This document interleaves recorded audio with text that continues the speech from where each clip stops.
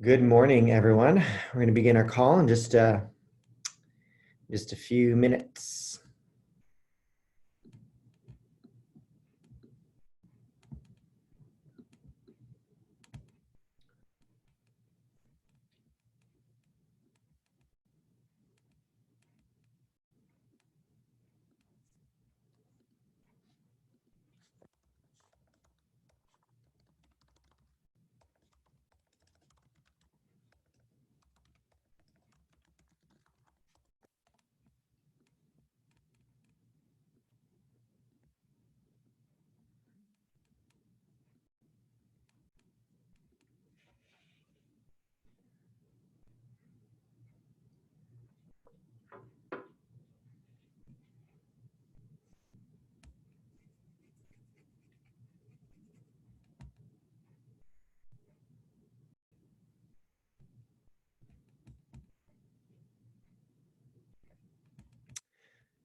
As you guys chat, keep in mind, let me see, make sure I'm unmuted. Yes.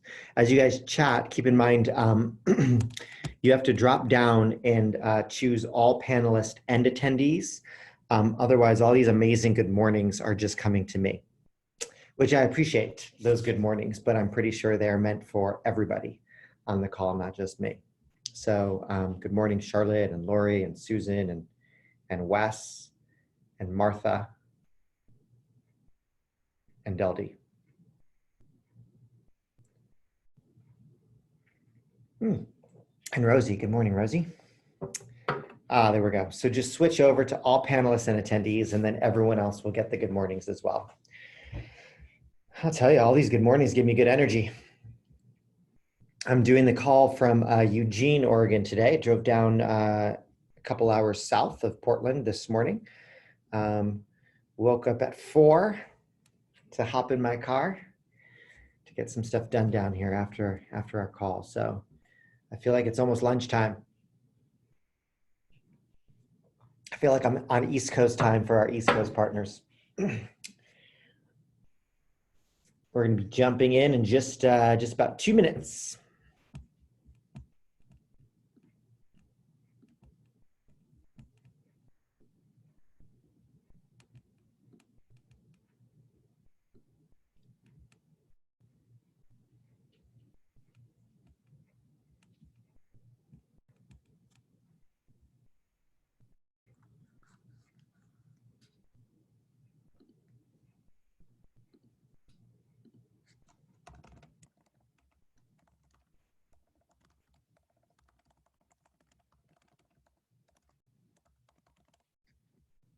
All right. Christina, how are we looking? We're ready? Ready, Chris. Awesome. Awesome. All right. Well, good morning. Welcome to our partner call. It is May 8th already, a week into the new month. And today we have an exciting call for you planned. They're topics that are sort of front and center in my mind, and I wanted to share with everybody. Hopefully everybody has their screen open so that they're able to raise their hand as we engage a lot today with our group. Just as a quick reminder as well, for those of you using chat, which I love, by the way, I may not read all the chat while we're going, but I'll try to keep up with most of it. But remember to make sure that you're sending that message to all panelists and attendees. Christina, maybe, I'm not sure if there's a setting in there that could be automatic. Automatically, it sends it just to me. So all these amazing energy-filled good mornings and hellos are definitely filling me up, but I want to make sure that everybody else gets those as well. So make sure as you chat that you choose when it says to, all panelists and attendees. And if you're going to say something funny or awkward about me, make sure it goes directly privately to the real person you want to send it to. All right, let's jump in. We're going to start our Friday call like we do every single Friday. One of my favorite parts of my week is just hearing what people are grateful for and just reconnecting and being grounded by our values as an organization. So who'd like to jump in and start? Who'd like to share something or someone that they're grateful for? Hillary.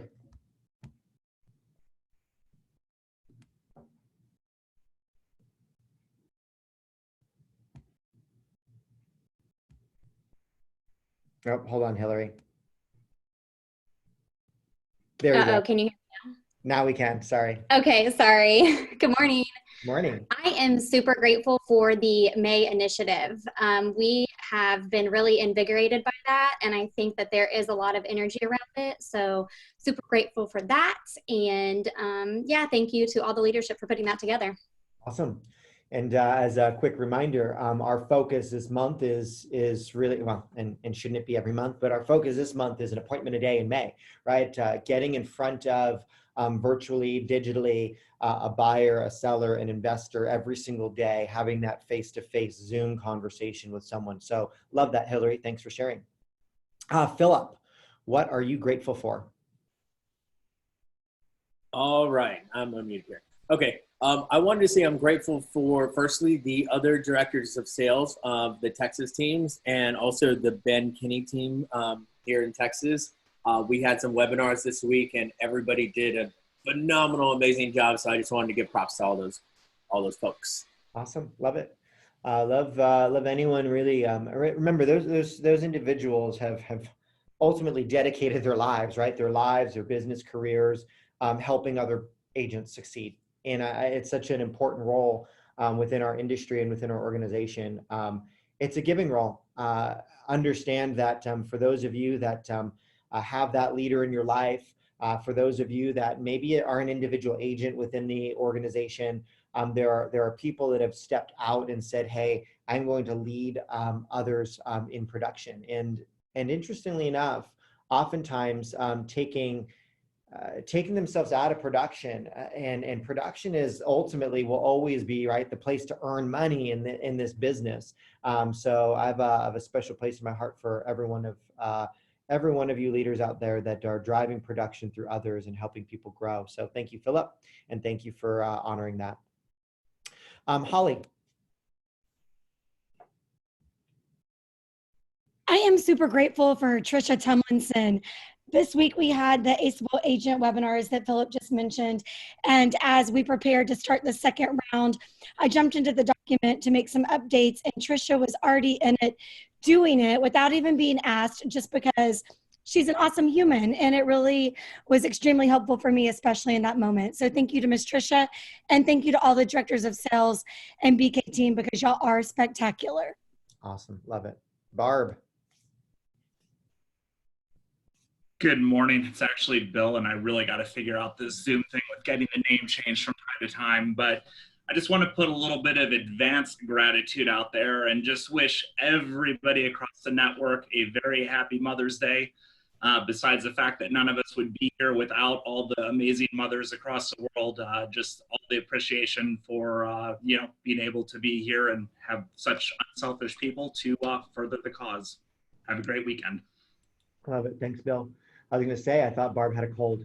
Appreciate that at an incredible level, Bill. And in my world, every day is Mother's Day, because although some people take this special day and honor moms, it's an everyday job for sure, full time. So love it. Thanks, Bill. How about a couple more moments of gratitude? Kate. Hi, good morning. I am just wanting to give my gratitude for everybody at the Spinelli Residential Group and Experience for continuing to give me just really positive energy and encouragement to get going in this business and to never give up. And I'm super appreciative of everyone, and I'm grateful for you, Chris, for just being a stand for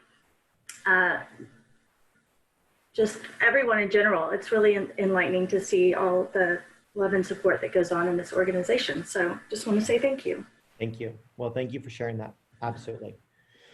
We have like 11 more hands, so I'm just going to randomly pick one, and then we're going to move to values. Zane.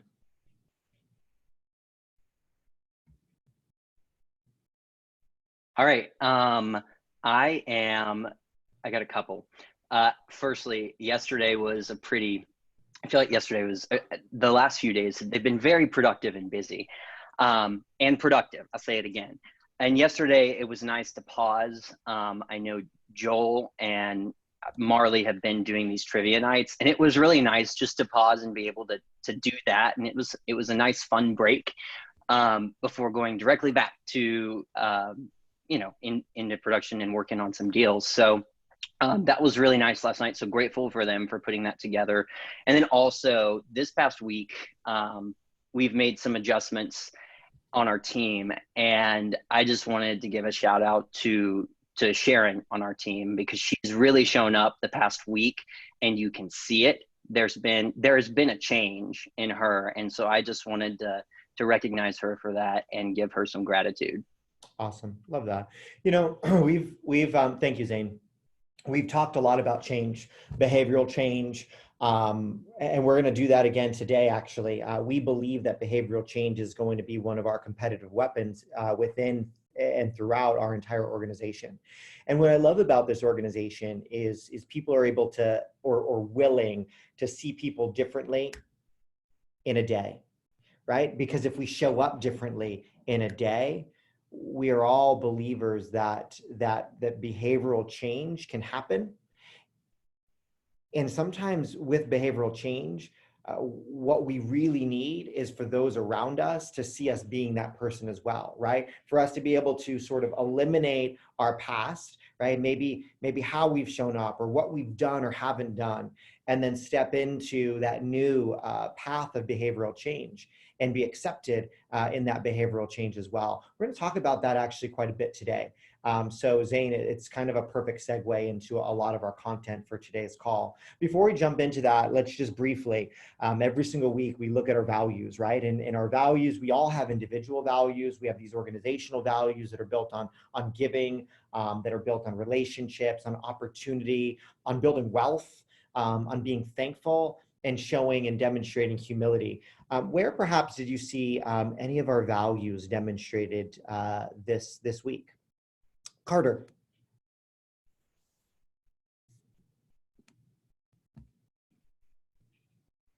Hey there, Chris.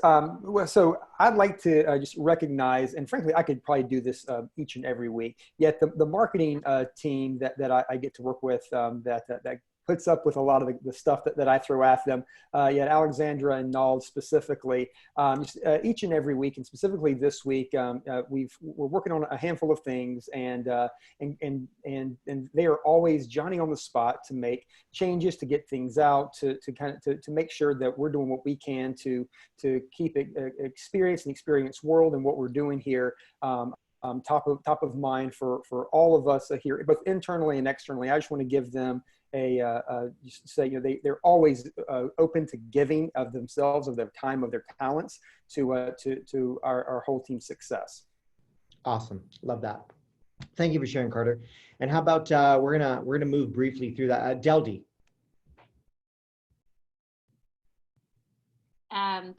Chris. Just in general, it's both gratitude and values. And the value, as I've stepped in and been doing different trainings, and we've had opportunity for so much training, just the overall value that not just the leadership team, but every member, even adding, the Ben Kinney team, the value that you guys are bringing, the lineup of people that y'all have for us as an organization, like Mo Anderson and Dave Jenks, and just the webinars. Wow. I am incredibly grateful for that growth. And I even asked you, there's so much out there, and I feel like we're so ahead of everyone else out there because of the value y'all bring us. So thank you to the entire organization that continues to challenge me and our organization to grow. Awesome. Love that, Deldy. And thank you for sharing that and saying that. All right, guys, let's jump in. We're gonna start our call. I promised a couple weeks ago that after last week, a group of us spent some time with Gary on Tuesday, and then some of us on Wednesday, and some of us on Thursday, and even some of us on Friday. Again, it was a lot of hours with Gary. But when you have those hours, you take those hours, right? For those of us that sometimes lose sight of the fact of what a privilege it is to be led by someone like Gary Keller, and to be able to change our thinking or begin to think like someone like Gary. In 2019, T360 or Swanepoel awarded Gary the most powerful leader in the real estate industry, right? So to be able to spend a day in the room, and quite honestly, as you plug into KW live streams now, much of that Gary is actually leading himself. On Monday, he did a live session, which is actually much of a repeat of what he did on Wednesday and Thursday for a group of top agents. And I love that. Jeanette and I were having a conversation earlier the previous week where she said, gosh, you guys get so much value, and would love to see Gary be able to deliver some of that to everybody. And we may get it at BKCO or Experience or now at Place, but the fact that he brought one of those interviews out to everybody, I think was well done. But I wanted to share, I might share my screen real quick. I wanted to share some quick thoughts from that meeting. And that's because I think there's a quick takeaway for all of us. Here are my thoughts from that meeting. Some of us were in that meeting, but Gary shared that there are three crises going on right now in and around us, and I think it's important for us to internalize that this is the reality of where we're at. Right? There's a health crisis in the world. There's an economic crisis in the world, and quite honestly, there's a leadership crisis outside in the world. I think what Deldy notices or brought up today is the fact that we may not be able to change one, we may not be able to change two, but individually, all of us in our organization can absolutely step in and change number three, right? And I believe that our organization continues to do that, continues to take this leadership crisis and say, well, how do we lead ourselves and our people in a better way? You know, Gary mentioned in his conversation that we are called the United States of America, right? And unfortunately, right now, what we see is much of the country is operating as the non-United States, right? In fact, we're operating more like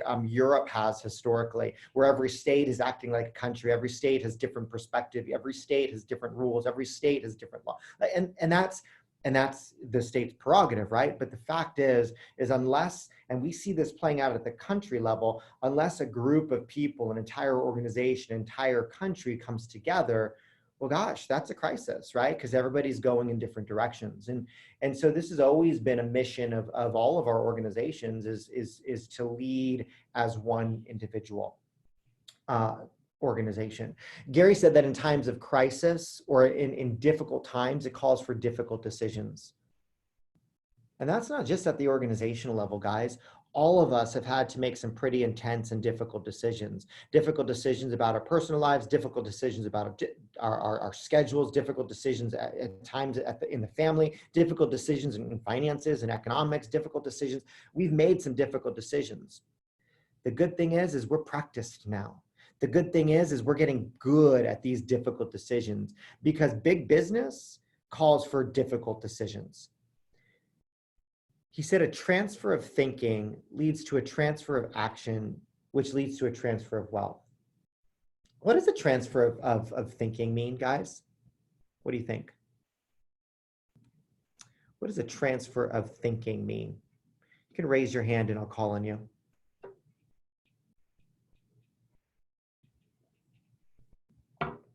No one?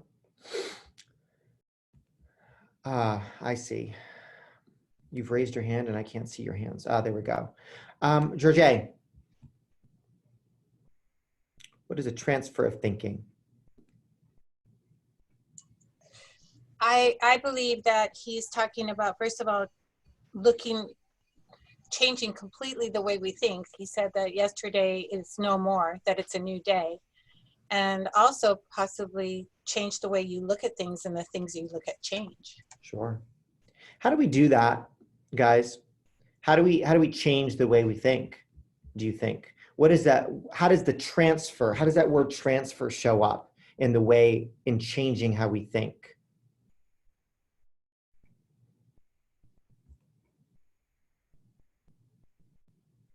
Christine. I mean, when I hear the word transfer, it's you transfer knowledge, right? So you could take one experience and move it over to the next. So it's that pivot. You transfer the experience you had. Now, how do we move ahead in this, and just transferring knowledge, experience, implementing, pivoting, and then what is next that may be new that we have to wrap our head around to forge ahead. Like, so we take from the past, move it forward, transfer it. That's how I read it. I don't know if I'm on point or not. You're on. Thank you. And one more thought, John. Yeah, well, I was thinking that, in order to get a transfer of thinking, I know that what we've done right now, your environment will shape your behavior, and our environments have changed incredibly right now, which is forcing us to change our thinking about how things are done, just even about how to survive in life. So it's almost, if a transfer of thinking has to happen, we've absolutely been forced into that situation. So it's just a way to survive and then thrive, is we have to change the way we think. Yeah. One more comment. Holly, go ahead. And John shared this yesterday during stand-up, really detaching from the way that we used to do things and just continuing to be innovative by what we're learning and what we're sharing. Yeah. Guys, a transfer involves two things, right? I'm not going to transfer something from myself to myself. We have to be willing to collaborate. We have to be willing to share. We have to be willing to listen. We have to be willing to be flexible, right? That transfer of thinking will then lead to a transfer of actions. Now, we could hear something and hear something and hear something. We could be told something and told something and told something. But if we don't change our thinking, we will not change or transfer our actions. And if we don't transfer our actions or change our actions, guys, I promise there won't be a transfer of wealth. See, wealth is one of our values. We are all here because we're interested in it, right? We are all here because we have a preferred future with more of it. That the transfer of wealth comes from a transfer of actions, which comes from a transfer of thinking. So are you thinking differently? And we could say, yes, I am. Like, I'm here. Like, yeah, I'm here. But see, if we're not doing differently, we won't have a transfer of wealth. I love that Zane earlier said, gosh, Sharon showed up different today. And what's awesome about that, there's no judgment about what that means from yesterday in our organization. There was a transfer of thinking somewhere there, which led to a transfer of actions. And I promise you, it will be a transfer of wealth. So how have you shown up? How have you shown up today, this week, last week, the week before, the month before? See, I don't really care how you showed up before, but at this moment forward, if I am here to drive and be an accountability leader around our values, and one of our values is wealth, then I can't allow someone to not change their actions. I can't allow someone to not change their thinking. A transfer of thinking leads to a transfer of actions, which leads to a transfer of wealth. What John said in his stand-up earlier, or yesterday rather, was what sabotages reinvention, and this is a Gary Keller quote as well, what sabotages reinvention is the attachment to the idea of the way things were, right? Or the way things look today. That will not allow us to reinvent ourselves. So big takeaway there from Gary. Now, the fact is in times of crisis, this gets even more difficult, right? Some say, gosh, it's easier to change, but I promise you in real times of health crisis, economic crisis, and leadership crisis, it's more difficult. So we can't hope to get better, right? Gary says, hope is not a strategy. So what is our strategy? He shared two main words. And what's interesting is, that same week, I had delivered our webinar, right? Our place webinar around what's the difference between surviving and thriving. Well, I'm going to share Gary's conversation around that same topic. He said, in order for us to survive, there are 5 things we need to do. Number 1, we need to do the work. Now, I say, hey, you stole that from us because that's been our hashtag for 6 years. But I'm going to let that one go. But do the work, right? We need to show up and work. You're not going to survive if you don't. Now, this is not to win. This is not to thrive. This is just to survive, guys. Do the work. Did you? Did you yesterday? Did you the day before? Did you the day before that? Like, honestly, are you doing the work? Period. Number 2, Margin to the market, right? Like there were 3 questions he asked. Powerful questions. I shared this with a group just a couple days ago. Does the dollar that you're about to spend help you provide a better product or better service? If it doesn't, don't spend it. Does the dollar help me retain a client or create another one? If it doesn't, don't spend it. And is this dollar a money multiplier? Now, how does wealth transfer? It's through action and through thinking. So interestingly enough, am I investing in the way that I think? Well, everybody that's partnered has, right? That truly is a way to multiply our money. Thinking, action, wealth. Number 3, stay connected. Gary said service first, sales second right now. Stay connected. Stay connected to your tribe. Stay connected to your group. Stay connected to your team. Stay connected to our hub. Stay connected to your clients. The fact is we must stay connected. If you feel yourself drifting, if you feel yourself separating, if you feel yourself truly isolating. I shared last week what Susan Ramsey, one of our partners, shared with me on our one-on-one call. Hey, this is not social, right? This is not physical distancing, right? Like or social distancing rather. It is just physical distancing. We are more connected socially right now than we've ever been. So that social distancing term needs to get eliminated, honestly. It's physical distancing, yes, stay 6 feet away from me. But the fact is social distancing has actually gotten, right? I want to be touching, right? I want to be touching socially. Number 4, adapt your lead gen to the market of the moment. Adapt your conversations to the market. Meet your leads where they are. We've been talking about that week over week over week over week over week. Guys, you have to know what conversations to have right now. You have to know the data points to share with your people. There's no organization that knows those better than us. And number 5, Gary said, act like an emergency room. And I say Gary said it, but really Keith Cunningham said it. He had Keith Cunningham on. That's the conversation he shared with the entire organization on Monday with his KW Live. And Keith Cunningham says, in times of survival, we need to act like an emergency room.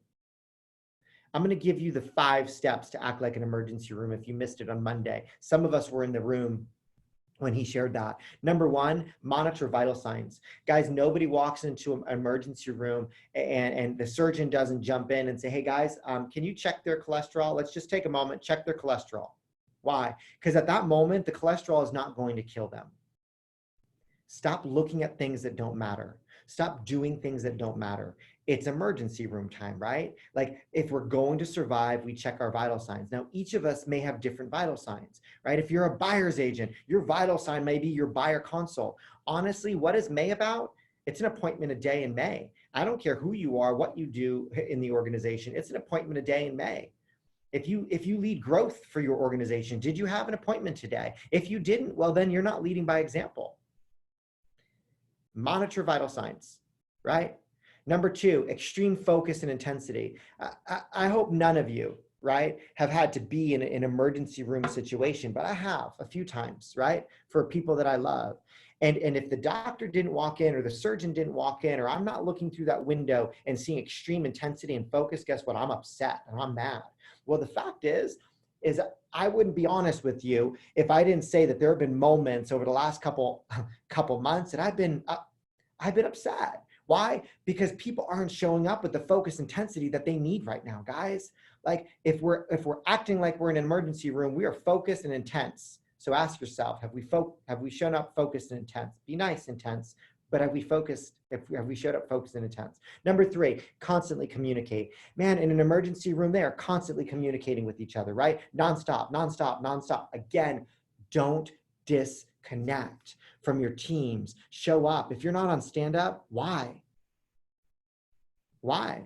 If you're not showing up for your lead gen time and the room is open and Zoom, why? Tell me why. You've decided, hey, it's not emergency time room. This one is just a checkup. Go ahead, doctor. Like, check my blood pressure. Constantly communicate. Be flexible is one of them. Be flexible and be willing to respond to changing conditions. Every week I've been sending out a letter, right, to our organization. Well, be ready for this weekend's because it's about that word flexibility.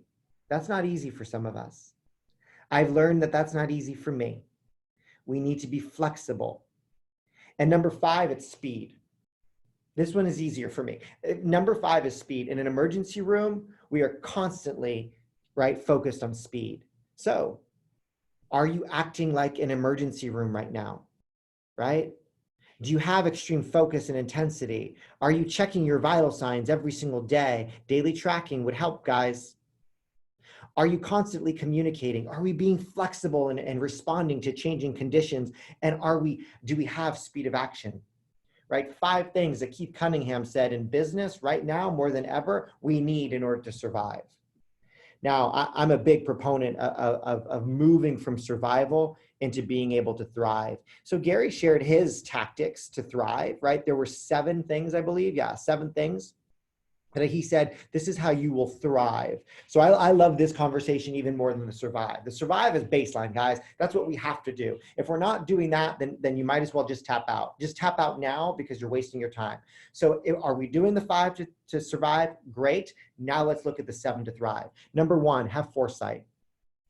Gary said the advantage always goes to those with foresight. We have to be able to see 3, 5, 7, 12 steps ahead. Number 2, he said, reset your vision. That does not mean reset your goals.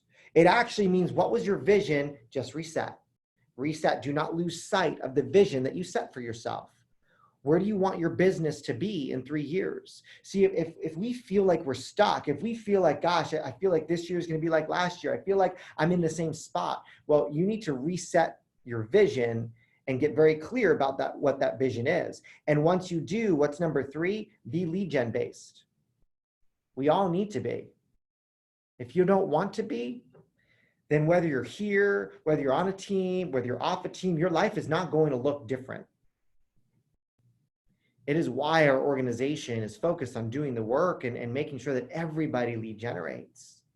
Number 4, make sure your education and training is purposeful. Don't get stuck in 21 trainings. I actually have not a day goes by when someone, right? Because you know who you are, that someone doesn't text me and say, hey, should I do this? Should I go to this? Should I take this? My office is doing this. Like, what about that? How about this? And the answer typically is no, no, no, no, and no. Why?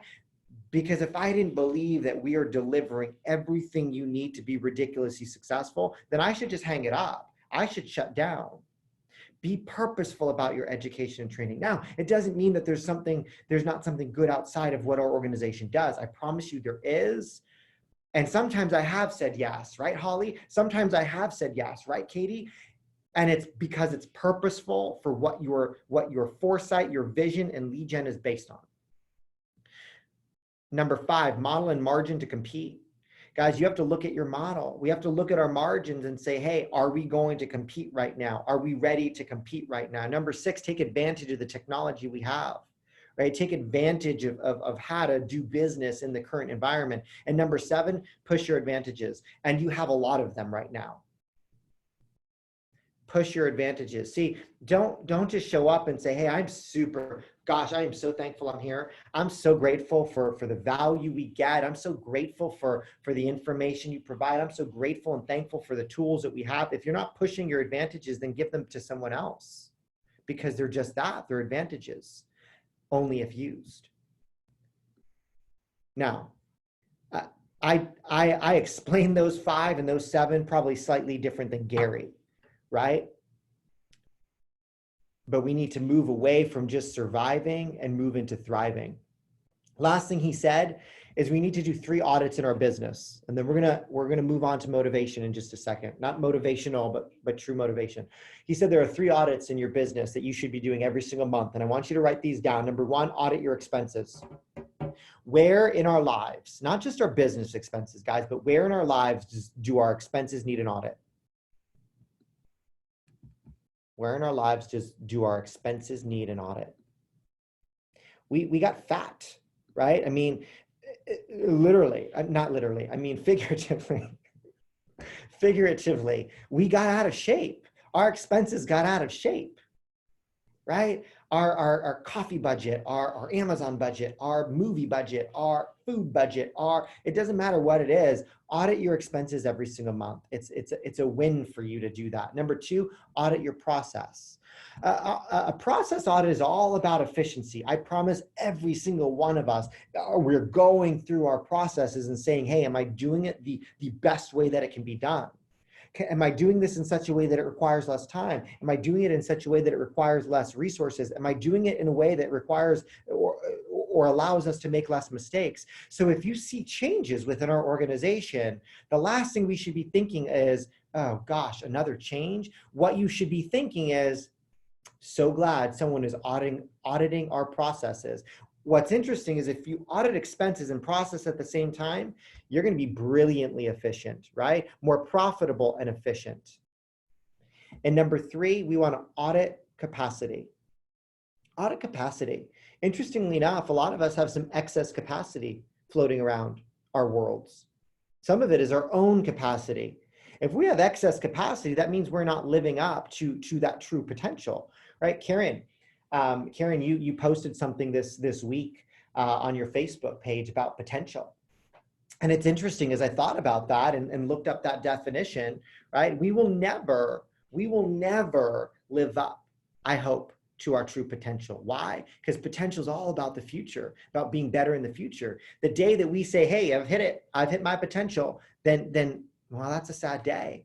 But see, if we're auditing capacity, we're going to recognize where in our business am I not using the capacity we have? Where in my business did I potentially do I have over capacity? Like right now, I can't use this capacity. Well, then why do I have it? Right? Or where in the business could it serve me or someone else? It's important to do those three audits.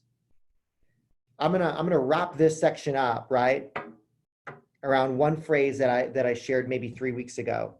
Guys, don't waste a good crisis. Don't waste a good crisis, guys. Right? Don't waste a good crisis in a time to reevaluate if we're surviving, in a time where we're reevaluating how do we truly thrive. Don't waste a good crisis that will force you to audit your expenses, audit your processes, and audit your capacity. Right? Don't waste a good crisis to make sure that you're being led by those that you trust in the industry, that those are leading you down a path to your preferred future. But also don't waste a good crisis in stepping up as a leader for your family, for yourself, for those around you. Show up for yourself and show up for those around you. Showing up for lead gen is not just for you, guys. It's a demonstration of the fact that we choose to be a leader for those around us. And guess what? We will win more than anyone around us, but it also shows us that we're willing to show up for those around us. And that to me is incredibly important. All right, we're going to switch gears, guys, and we're going to talk about motivation. Be ready to raise your hand because I have some questions for you. Generally speaking, we are guided by two kinds of motivation. Everything we do is based on two kinds of motivation. If you're taking notes, I want you to write these two kinds of motivation down. It's intrinsic motivation and it's extrinsic motivation. Intrinsically motivated, extrinsically motivated. What's intrinsic motivation? How would you define or what do you think of when I say intrinsic motivation? Who wants to share? Sierra. Intrinsic, I would say, I mean, that coming from inside of yourself.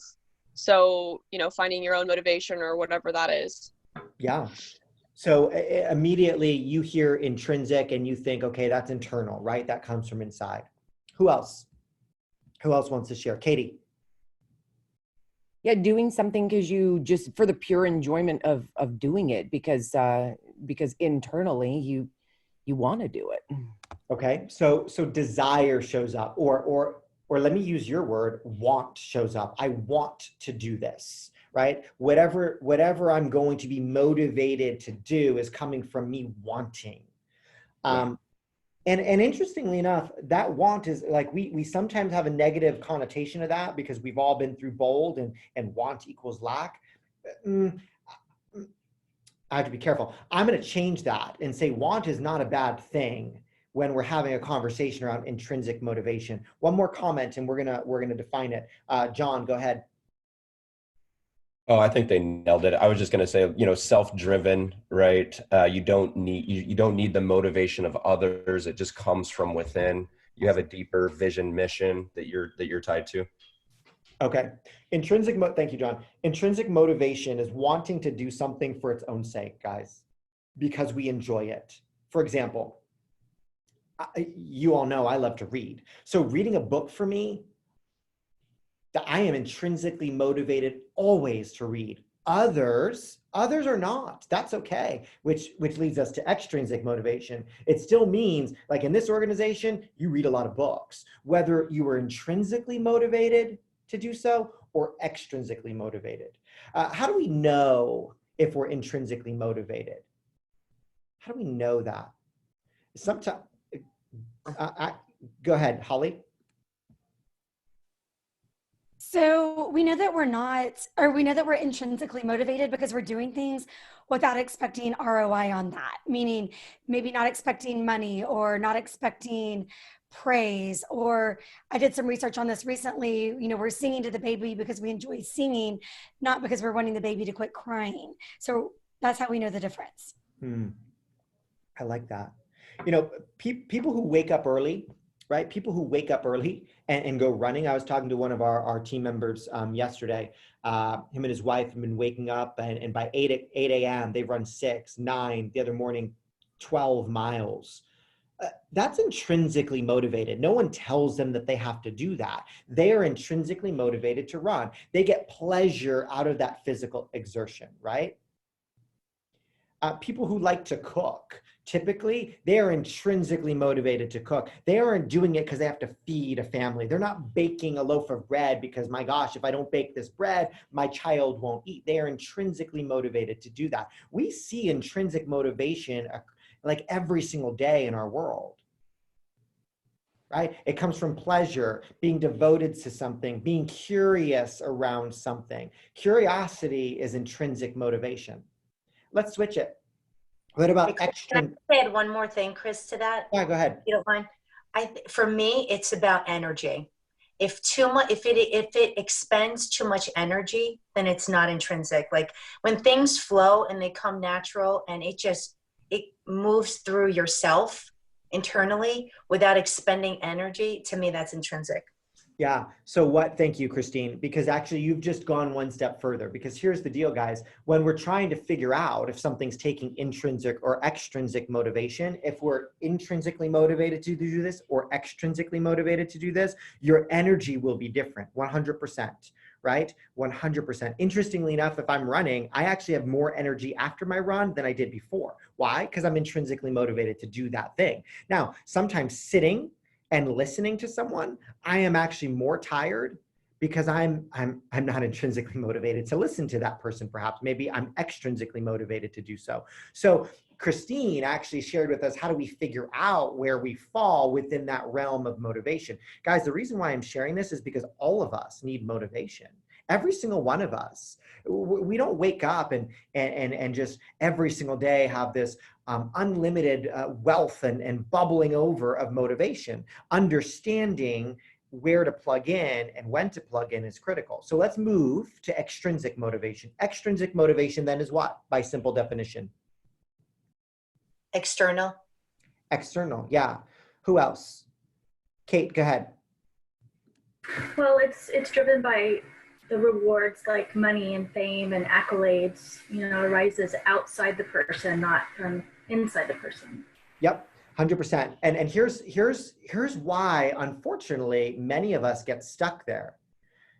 Extrinsic motivation is doing something for an external reward, such as someone else's approval, such as to avoid punishment. But see, we're bombarded with extrinsic motivators during our school years, right? Grades, extrinsic reward. Awards, extrinsic reward. Scholarship, extrinsic reward. Parental pressure, extrinsic. Resume building, acceptance into schools. It's a problem, guys. It's a problem. Job title, office size, recognition, fame, expense account, black card, vacation home, all extrinsic motivation. And here's our challenge, especially for many in this room, guys, is our extrinsic motivation gets shaky and decreases as we achieve some of those targets. Extrinsic motivation will decrease as the level of success goes up. So interestingly enough, if we don't have intrinsic motivation, even if we're winning, our motivation will wane. You know, Ben did an awesome podcast about a week ago on quitting, right? On his Win, Make, Give podcast. Listen to it. If we're not intrinsically motivated, it's easy to quit. If I'm doing anything for extrinsic motivation, man, I quit fast, right? Too fast, because I'm not, very rarely, I didn't win a whole lot of extrinsic rewards or awards as a child. So maybe I disconnected from that. But the interesting thing is extrinsic motivation, not a bad thing. We all need some of it. Right? The fact is whether we say we're driven by that or not, we all are to some degree. But if we don't get in touch with our intrinsic motivation, then what will happen? What will happen, do you think?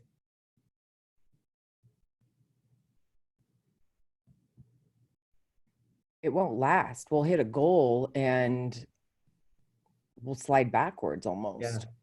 Yeah. Williams. Hey, it's Joel. Hey, Joel. I mean, it kind of made me think of one of my favorite quotes is that if you live off a man's compliments, then you'll die by his criticisms. So it's kind of like, you know, if I live off that, at some point either it goes away, it means less, or if it stops happening, then I don't have the motivation to be the best me or do what I need to do. Yeah, I love that. If you live off a man's compliments, then you'll die by his criticisms. Interestingly enough, no matter who we are, how driven we are, if we are just extrinsically motivated, we will find ourselves empty. We will find ourselves achieving goals, getting that extrinsic reward, and then realizing that it doesn't fill us up or fuel us internally. This is how I think about it. And I want us to recognize that extrinsic motivation is a positive, right? The closing is a positive. The income is a positive. The award is a positive. Like, I love it when people shoot to be number one. I have no problem with that. You guys know that. But see, the extrinsic motivation is oftentimes the starter or the fuel. But the intrinsic motivation is the engine. Like the fuel does me no good if I don't have an engine to pour it into, right? The starter, right, of the car does me no good if it's not starting an engine. Our intrinsic motivation must be the engine, guys. So figure out, what do you love? What are you curious about, right? What are you devoted to? What do you get pleasure from? And figure out ways to build that into your life's goals. That's why our organization was built around experiential living. Because I know if you're living experientially, man, your work life looks amazing. If we're living experientially, we will not want to give that up. If we're not, then our extrinsic motivation goes away real quick, because it's not attached to any intrinsic. Do we need both? Absolutely. Which is going to drive us further in life over the long term? Intrinsic motivation. Two kinds of motivation. Fair? Chris, I have a question regarding that. Yeah, go ahead. So how do you, I always tend to be like, hit the goal, next. How do you balance like what's really fueling and filling the bucket of intrinsic to not stopping to either celebrations, or it just feels like hit the goal, what's next? There's no like middle ground. Yeah, I mean, that's a deep conversation, Christine, but what I'll share is that what that tells me, and many drivers get there, what that tells me is we have been raised and built in an industry that fueled our extrinsic motivation, because you have built a career where every year did look better. And so we got extrinsic reward after extrinsic reward after extrinsic reward, like number one again. And the fact is, at a certain point in time, if we're not careful, you realize that, oh my gosh, I am just chasing number one. I am just chasing a goal that at the end of the day is not as meaningful as I thought it was, because I haven't connected my activity with the intrinsic motivation. So it's a study and a process, and we don't have time right now, but perhaps that's another call, but studying a process of how to get to come to terms with our intrinsic motivation or find it. Fair? We're going to switch gears, guys, and talk about behavioral change. And I believe that these two are wildly connected. I came across something that I wanted to share. Remember, I keep on saying this is our competitive weapon in our industry right now, behavioral change. Why? Because we all need to change our behavior in order to win, right? All of us. Behavioral change demands two things. In fact, it demands self-discipline and self-control. But those are two very different things that I want to define as well, right? I told the organization that this was going to be a call of twos, right? A call of twos. So we talked about two types of motivation, intrinsic motivation, extrinsic motivation. Now we're going to talk about two necessities in order to drive behavioral change. So what's self-discipline? Behavioral change, remember what I said, behavioral change demands self-discipline and self-control. Now, we tend to use these terms interchangeably. Oh, that guy has such self-discipline. That woman has such self-control, but they are wildly different. What is self-discipline? What do you think? Todd? That is doing the right thing and knowing something that's wrong, but you do the right thing anyway. Ah, okay. Okay, so it's a commitment to doing something that you know is the right thing to do. Fair? Fair. Okay. Katie, was your hand raised?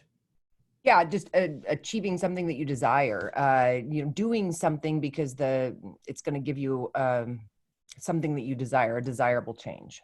Interestingly enough, intrinsic motivation and self-discipline are wildly connected, right? When we wake up in the morning to go for the run or to go to the gym, right? That is self-discipline, right? We are doing something that we know, to Todd's point, is a positive. We should do this. It takes self-discipline to achieve a desirable behavior. We absolutely need self-discipline to do what's right. We need self-discipline to do something good, right? To repeat positive actions consistently. So then what's self-control?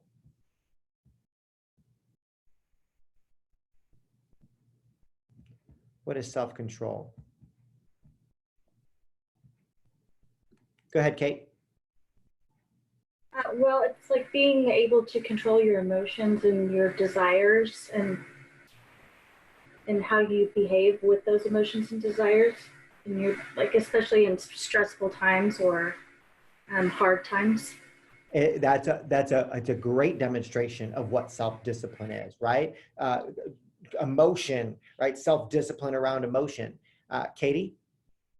Of what, like if self-discipline is achieving a desirable behavior, then it would be avoiding an undesirable behavior. Okay, so that is a big difference, guys. Self-discipline refers to achieving a desirable behavior. So where in your business world do you need self-discipline? Right? There's only a few places. Take some notes today and write down, where do I need self-discipline? Go to your coach today, go to your leader today and say, hey, where do you believe I need self-discipline? Self-control refers to avoiding undesirable behavior.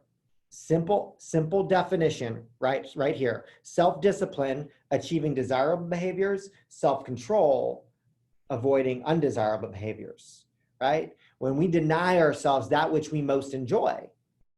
Listen, I 100% need self-control around chocolate chip cookies, right? I know I always come back to that, and I am working on that self-control, right? I deny myself something I really enjoy. Right? Like, we're displaying self-control when we do that. That isn't self-discipline. That is self-control. Self-discipline, desirable behavior. Self-control, undesirable behavior. When is self-discipline most important? Self-discipline, desirable behavior. When is it most important? What would you say? Sharon. I think it's most important when you are feeling unmotivated. I think you're probably right, Sharon. Yeah, I think that's really insightful and powerful. Thank you. When else? Susan.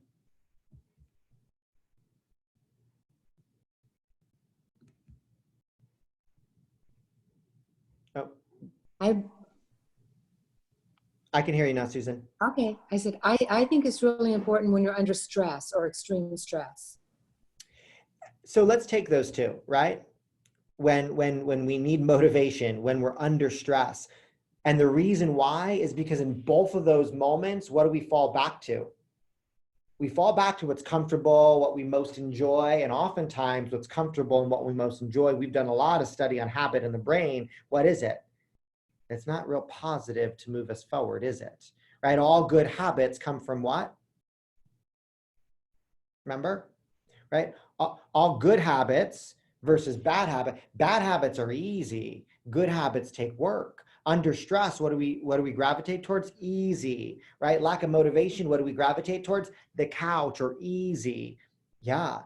Two demands of behavioral change: self-discipline and self-control. Self-discipline and self-control. It's a really, really powerful conversation. Any takeaways or ahas as you sit here and listen to those two different things: self-discipline, self-control, or intrinsic and extrinsic motivation, and maybe even connecting the two? Who wants to share before we change gears?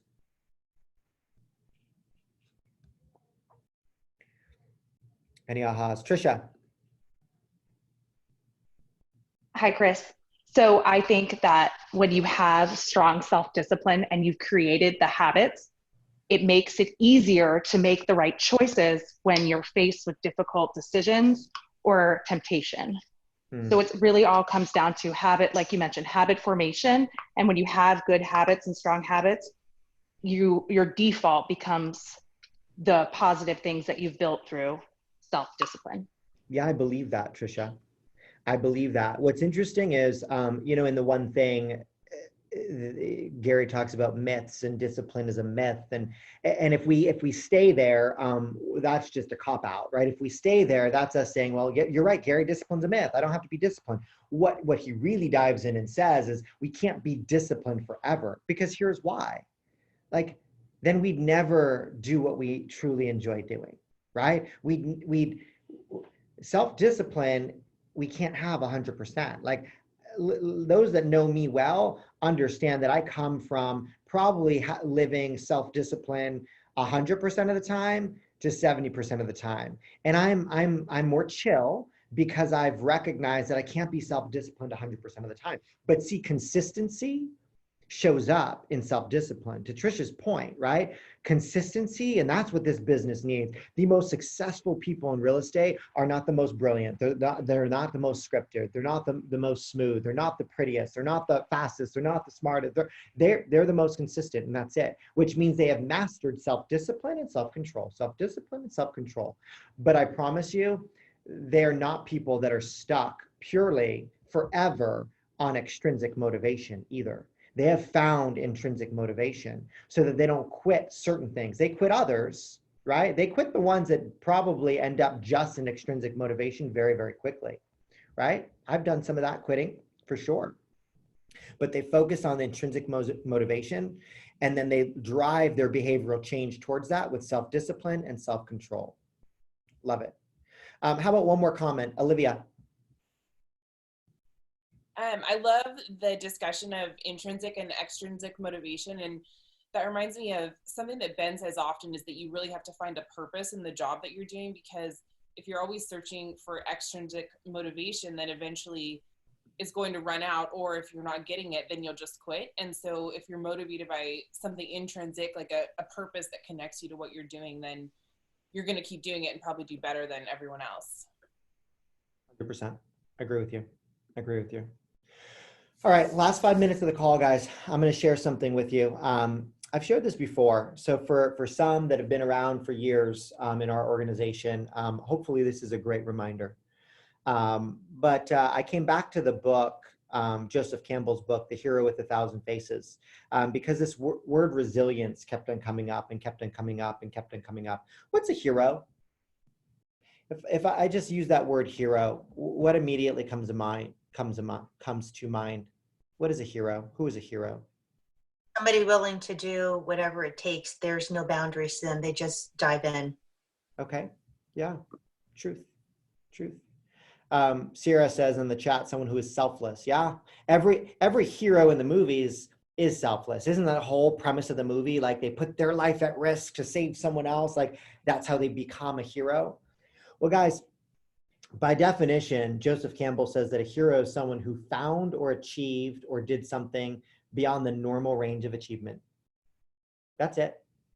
Someone that has found or achieved or did something beyond the normal range of achievement.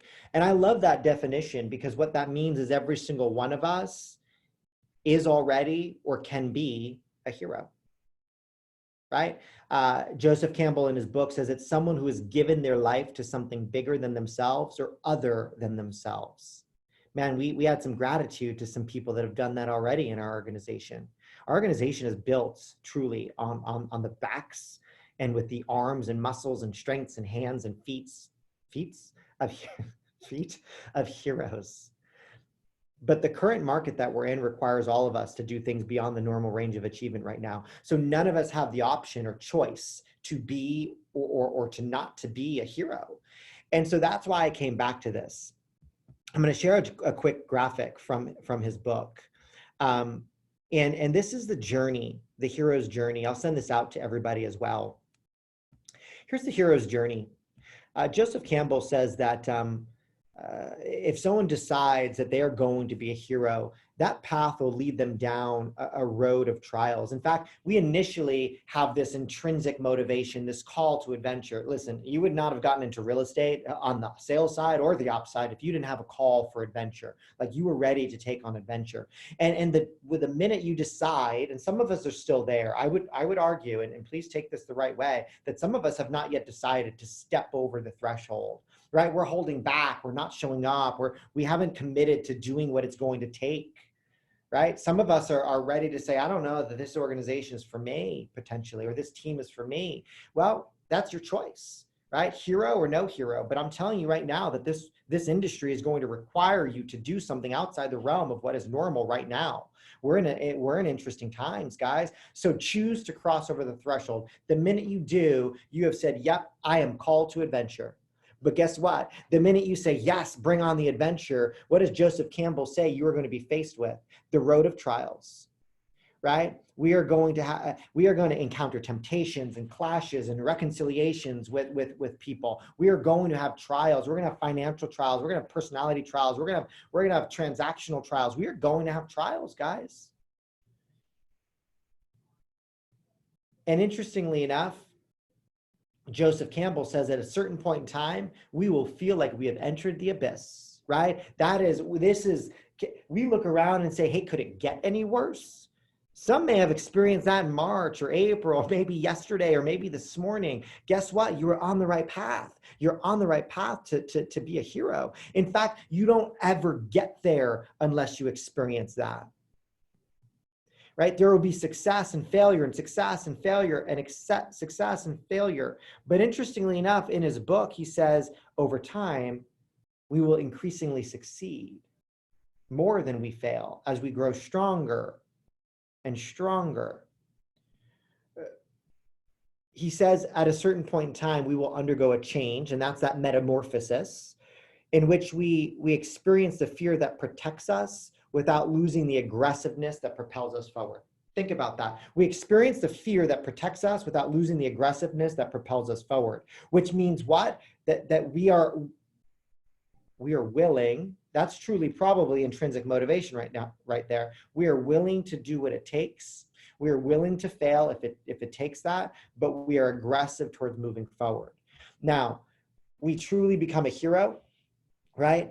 In the hero's journey, we receive the ultimate boon. We look around and say, hey, I have made something of myself in this industry. Hey, I am successful. Hey, I am good at what I do. And the only way we truly become a hero is in his book. He says it's returning the boon, which in today's language means giving back.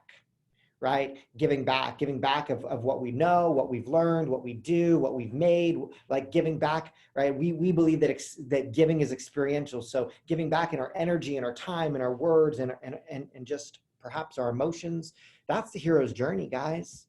And that means we have to go through that. All of us right now, by definition, need to be a hero, because the definition of being a hero, remember, is just doing something beyond the normal range of achievement. Almost all of us have already done that. And all of us are going to be required to do that in May and June and July and August. So get ready. Get ready for that path, right? That call to adventure and crossing the threshold and the road of trials and then the abyss and then the metamorphosis, right? Which is that change in thinking, which leads to change in action as well, which leads to change in wealth. But it's the ultimate boon and then returning the boon, truly becoming successful and then giving back. And our culture, our organization is a culture and organization that breeds heroes. So with that, one, thank you, right? Thanks for an awesome call. Thanks for those that collaborated. Keep in mind, we're in crisis, and that's fine. Health crisis, economic crisis, leadership crisis, that calls on us all to survive. It calls on us all to thrive, which means we have to really plug in and identify, hey, what intrinsically motivates me? What extrinsically motivates me? What are the demands of behavioral change? Where do I need self-discipline in my life? Where do I need self-control in my life? And am I willing to jump on that path of being a hero? All right, guys, thank you for your hour. Thanks for your collaboration. Thanks for being part of our organization. Every single one of you mean a lot to us.